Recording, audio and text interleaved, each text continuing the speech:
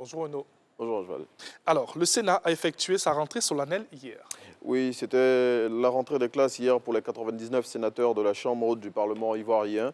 Cette reprise s'est faite à la Fondation Félix Houphouët-Boigny de Yamoussoukro sous la présidence du premier responsable de l'institution, du Premier ministre Patrick Achi, de plusieurs membres du gouvernement, aussi de diplomates accrédités en Côte d'Ivoire. À ce sujet, le matin lance à sa une de ce jour qu'à l'occasion de cette rentrée solennelle du Sénat, Aoussou Kouadio Jano a signé son grand retour.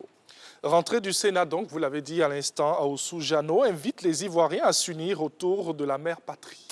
Au cours de la rentrée de l'institution qu'il dirige hier, le président du Sénat a abordé plusieurs sujets relatifs à la vie de la nation concernant les attaques terroristes qui ont visé récemment les localités de Kafolo et de Teini. Le président du Sénat a indiqué qu'elles doivent interpeller tous les Ivoiriens et favoriser la culture de la paix, de la justice et du pardon entre eux et aussi faire naître un sursaut national. Et le président du Sénat exprime sa gratitude à ses collaborateurs. Tout à fait. À l'occasion de la reprise des activités de l'institution, son président qui avait été éloigné pendant de longs mois de la Côte d'Ivoire pour raison de santé a tenu à remercier tous les sénateurs pour le soutien pendant cette période de maladie. Selon l'intelligent d'Abidjan, Aoussou Kouadio Jano a indiqué à ce sujet que c'est grâce aux prières des sénateurs qu'il a recouvré la santé. Et un autre sujet, donc, retour de Laurent Gbagbo en Côte d'Ivoire. Pourquoi ça traîne? L'expression répond à cette question dans son numéro de ce mercredi 14 avril 2021. Le confrère, dans le papier qu'il consacre au sujet, explique pourquoi, depuis l'acquittement définitif de l'ex-chef d'État, Laurent Gbagbo n'est plus très chaud pour entrer au pays. Découvrir dans l'expression de ce jour les raisons qui, selon lui, justifient cette attitude de Laurent Gbagbo alors que les autorités ivoiriennes ont donné leur accord pour son retour en Côte d'Ivoire. Et on en parle toujours, et bien, retour de Laurent Gbagbo. Nous dit-on, sa place sur la scène politique, et bien, après son retour en Côte d'Ivoire, il doit bien la reprendre.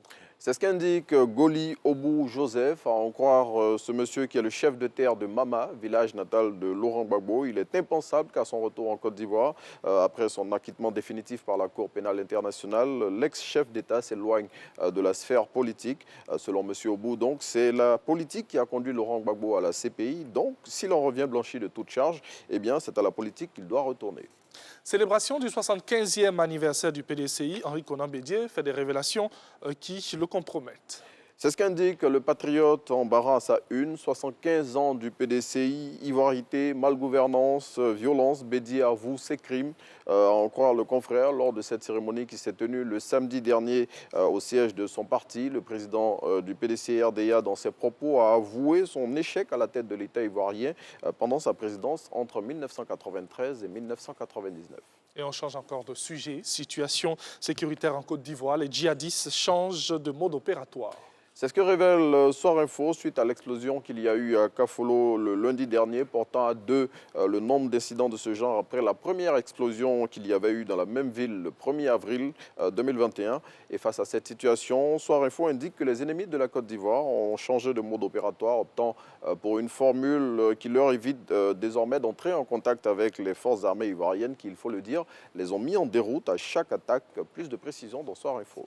Et l'on termine avec cette triste nouvelle. Le guide suprême de la communauté musulmane de Côte d'Ivoire sera inhumé demain. Oui, c'est ce jeudi 15 avril 2021 que le guide religieux qui est décédé hier au premier jour du jeûne musulman à l'âge de 77 ans sera porté en terre. Et suite au décès du président du Conseil supérieur des imams des mosquées des affaires islamiques, COSIM, une rumeur a annoncé qu'il était décédé de la Covid-19.